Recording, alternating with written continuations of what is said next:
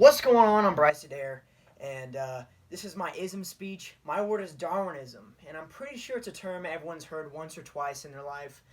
For me, and I'm pretty sure for everyone, if you were in Texas, seventh grade science class, you heard Darwinism, and you're probably looking at your teacher with a blank stare, and they're talking about Charles Darwin and the Galapagos Islands and how Darwinism is kind of the survival of the fittest. It's weeding out and kicking out the organisms that can't hang and bringing in the organisms that are fit for that environment. So, Darwinism is kind of just a word that was instilled in my brain, but after I've looked at it and reviewed it, I've really built a mutual respect for it.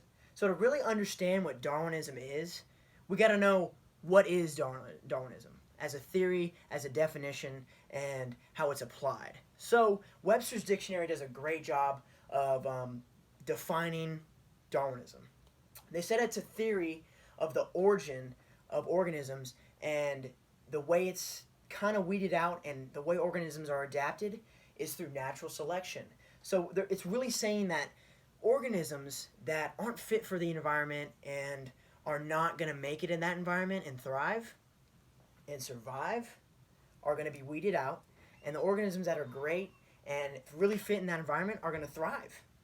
So, looking further into that, the PNAS, which is the Proceedings of the National Academy of Science, kind of looks at Darwinism and states that it's an evolutionary theory of descent with modification through natural selection. And an example of this, a really good example of this, is the Galapagos Islands. Looking at the Galapagos Islands, looking at Charles Darwin, how he really figured out this theory. So, whenever Charles Darwin sailed the ocean blue and was looking at the coast of South America and the Galapagos Islands, he found that animals and species that were on the Galapagos Islands were kind of bred to survive, of course. So he looked at these birds and he looked at the turtles and all of these animals and saw how they adapted their environment. And for the birds, different beaks for the different food sources that were viable for them. So the beaks that were not suitable to get that certain food type or, harness the environment's food sources were weeded out, and the birds that were very, very suitable for the environment in terms of the food and the predators survived. And they kind of weeded out the birds and animals that were not suitable. So, now that we know what Darwinism really is, let's look at it and see how it applies to us in a workforce setting.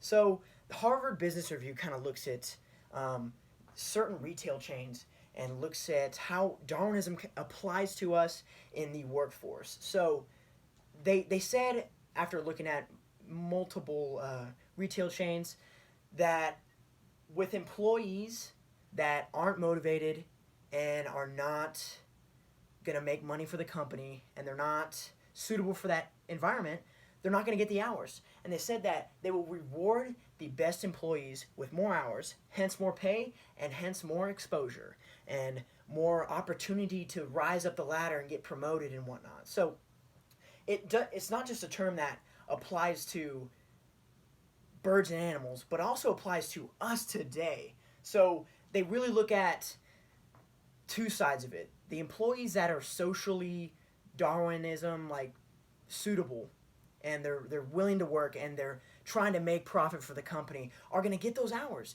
and they're going to get that pay and they're going to get that opportunity. While the employees that aren't going to bring the moolah out of the company and really highlight the company they're not going to work there. They're not going to be in that environment and they're not going to be given those opportunities. So, let's review. Darwinism, we know what it is. It's the natural selection of plants, animals, and organisms, and it kind of weeds out the organisms that aren't suitable for that environment. Maybe for a different environment, but not for that environment. And then we can see how it works in a workplace. Darwinism will pick the most suitable for that environment, whether it's sales, whether it's finances, whether it's any business branch. They're going to look and they're going to try to see who's best suitable for that. And Darwinism, although it's a term you heard in seventh grade, it's always going to be around. Thank you.